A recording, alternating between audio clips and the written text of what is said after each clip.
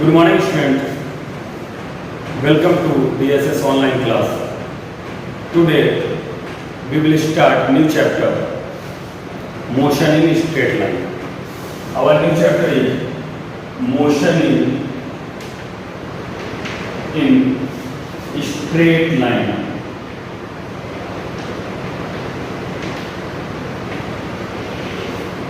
Motion in straight line. इस motion in straight line में सबसे पहले हम लोग कुछ छोटी छोटी बातों पर ध्यान देते हैं। अगर हम लोग इंट्रोडक्शन दे रहे हैं तो थोड़ा सा थ्योरी में आगे बढ़ेंगे।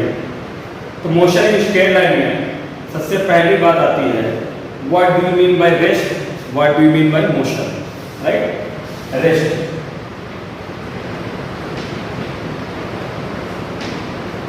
a body will be set in rest if position of body is not changing with respect to time. For example, जैसे मान लीजिए आपके पास ये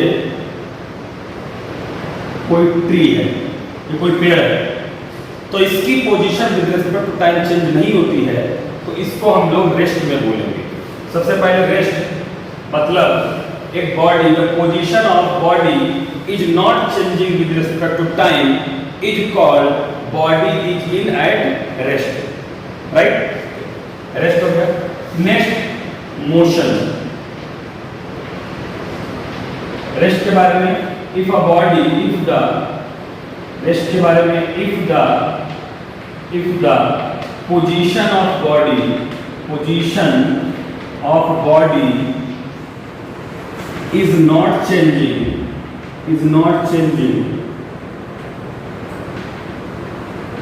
with respect to time, तो बॉडी किसमें कहीं जाएगी, रेस्ट में कहीं जाएगी, right. Body is said to be, body is said to be in eight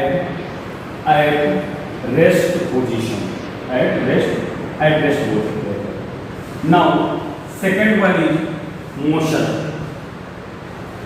motion आप ऐसे समझ सकते हैं कि अगर position of body is changing with respect to time, जैसे I am moving here and there, right.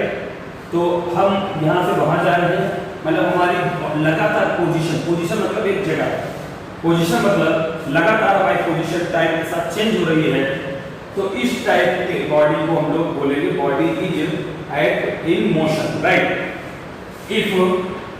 If the position of body is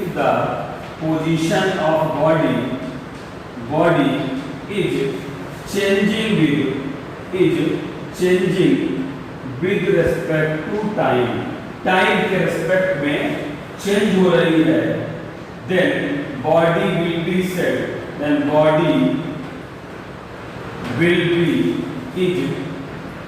said in motion, okay. Now तो motion हो गया। अब जो टाइप्स ऑफ मोशन होते हैं, normally एक होता है वन डायमेंशनल मोशन, एक होता है टू डायमेंशनल मोशन, एक होता है three dimensional motion. One dimensional motion, two dimensional motion and three dimensional motion. तो जो हमारे मोशन होते हैं, जो हमारे टाइप्स ऑफ मोशन है, तो पहला हमारा कौन सा है, one dimensional motion. One dimensional motion. Second है हमारा two dimensional motion, two dimensional motion. और थर्ड है हमारा थ्री डायमेंशनल मोशन। थर्ड है हमारा three dimensional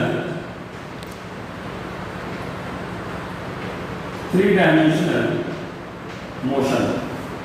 one dimensional motion, two dimensional motion and three dimensional motion. One dimensional motion का मतलब है सिर्फ और सिर्फ सिंपल, मान लीजिए वाई एक्सिस है, ये एक्स एक्सिस, तो बॉडी या तो एक्स में जा रही है, एक्स में ही आ रही है, या वाई में जा रही है, वाई में आ रही है, किसी एक डायरेक्शन में जा रही है, उसी डायरेक्शन में आ रही है, मतलब बॉडी कभी भी अपनी डायरेक्शन को चेंज नहीं कर रही है, तो वो हमारा वन डायमेंशनल मोशन होगा। Example motion in straight line, अगर हम लोग बात करें मोशन स्ट्रेट लाइन तो आप ऐसे बोल सकते हो, ठीक है। टू डायमेंशनल मोशन का मतलब क्या है, जैसे मान लीजिए ये y एक्सिस है, ये x एक्सिस है, बॉडी कुछ ऐसे जा रही है, ऐसे मतलब ये देखो x में भी आगे जा रही है और y में भी आगे जा रही है, राइट। x में गई, y में गई, उसके बाद कुछ ऐसे आगे समथिंग ऐसा, राइट। ये हमारा टू डायमेंशनल मोशन जो x और y दोनों में चले, राइट।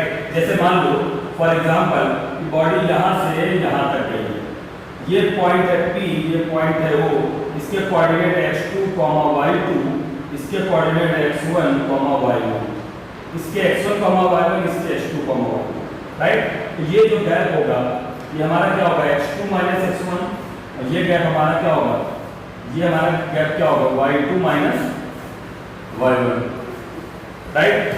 तो x2 - x1, y2 - y1, x और y प्लेन में अगर है तो वो टू डायमेंशनल बॉडी, एक होता है three dimensional body.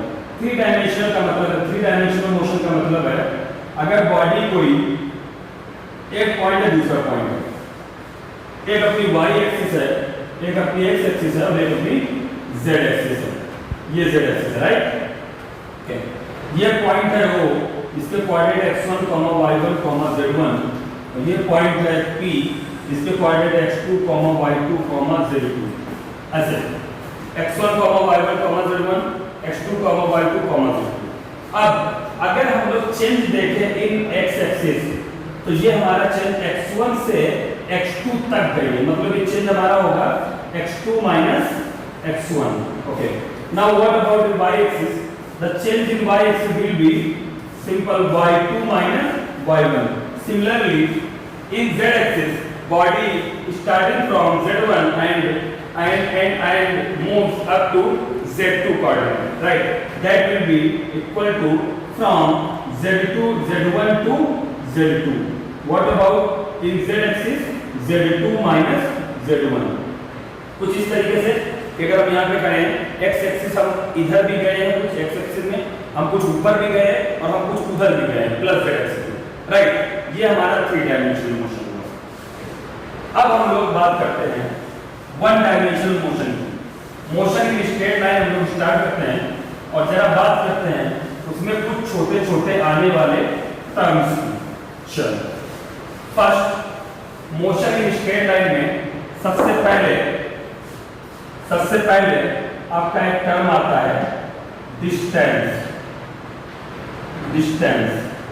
What do you mean by distance? Distance is actual path traversed by body. Distance is actual path traversed by body. वो बॉडी एक्चुअल पाथ चल रही है उसको हम लोग डिस्टेंस बोलते हैं। फॉर एग्जांपल एक बॉडी यहाँ पे A से गई है, ये यहाँ तक B तक पहुंची है, ऐसे करते हैं। तो path ACB is called distance. Path ACB is called distance, मतलब ये जितना पाथ की लेंथ है उसको हम लोग डिस्टेंस बोलते हैं। डिस्टेंस एक स्केलर क्वांटिटी है, ऑफ कोर्स इसका यूनिट मीटर होता है, डायमेंशन फॉर्मूला L होता है, आप जानते हैं। अब हम लोग एक distance is actual path traverse by body. Distance कभी भी नेगेटिव नहीं हो सकती, डिस्टेंस कभी भी नेगेटिव नहीं हो सकती। सेकंड है डिस्प्लेसमेंट।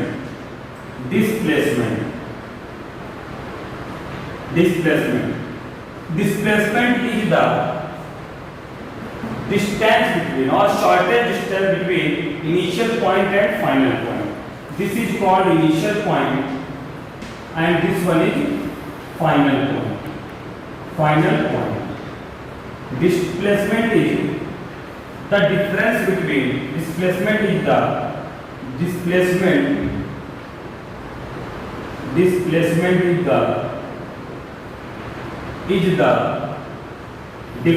between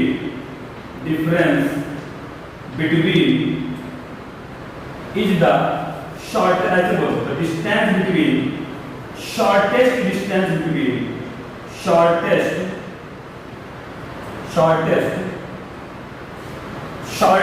distance बोलो, shortest distance between initial point and final point.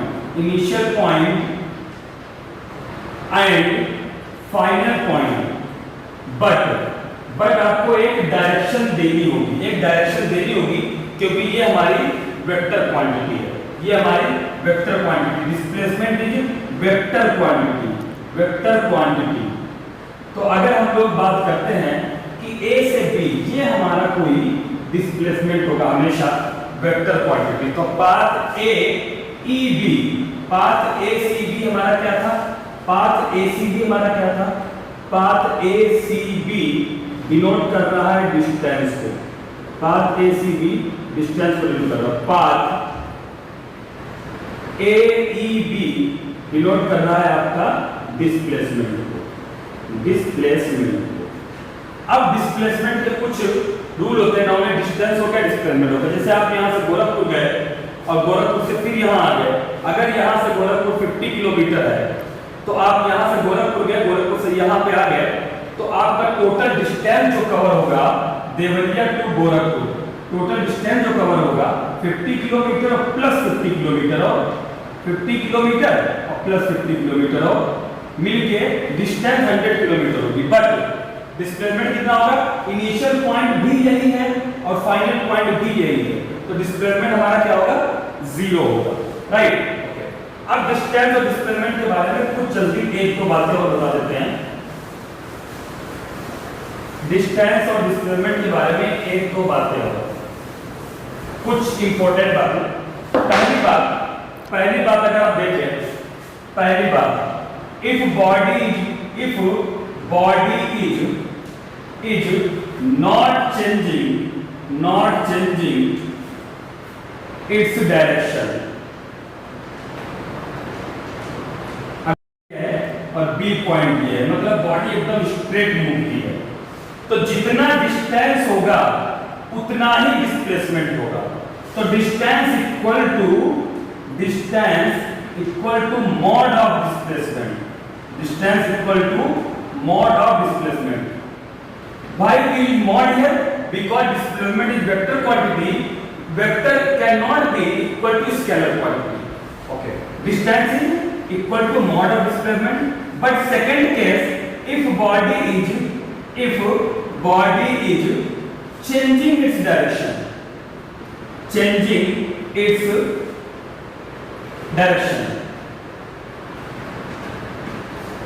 A point ये है और B पॉइंट ये है, बॉडी कुछ ऐसे गई है, ऐसे गई है, तो डिस्प्लेसमेंट तो ये होगा डिस्प्लेसमेंट, और डिस्टेंस ये होगी। मतलब यहाँ पे डिस्टेंस की value greater than mod of displacement होगा, डिस्टेंस की value greater than mod of displacement होगा इस टाइम पे। अगर बॉडी अपनी डायरेक्शन चेंज नहीं की, सीधी गई है, तो जितना डिस्टेंस होगा उतना ही डिस्प्लेसमेंट होगा। अगर बॉडी ने अपनी डायरेक्शन को थोड़ा भी चेंज किया है, तो डिस्टेंस डिस्प्लेसमेंट से ज्यादा रहा होगा, राइट। अब अगर इन दोनों बातों को मर्ज कर दें और जनरल एक फॉर्मूला बनाएं, तो एक जनरल फॉर्मूला क्या हो जाएगा? एक इक्वेशन है जब बॉडी चेंज ना करे डायरेक्शन, दूसरी इक्वेशन है जब बॉडी डायरेक्शन को चेंज कर दे। जब बॉडी डायरेक्शन चेंज ना करे तो बॉडी डायरेक्शन को चेंज कर दे। तो in general distance is greater than और equal to mod of displacement. कभी ऐसा नहीं हो सकता कि डिस्टेंस कम हो जाए, डिस्प्लेसमेंट कम हो सकता है, डिस्टेंस कम नहीं हो सकती। डिस्टेंस कभी नेगेटिव नहीं होगी, डिस्प्लेसमेंट नेगेटिव हो सकता है। तो डिस्टेंस इज ग्रेटर देन और equal to mod of displacement. Mod, why we use mod here? Because displacement is vector quantity, we can not equate vector quantity with scalar quantity. Okay, now there are two conditions. One, when body is not changing its direction, then distance equal to mod of displacement, and second one is when body is changing its direction, then distance greater than mod of displacement. In next term we will discuss some numerical based on it. Okay, thank you.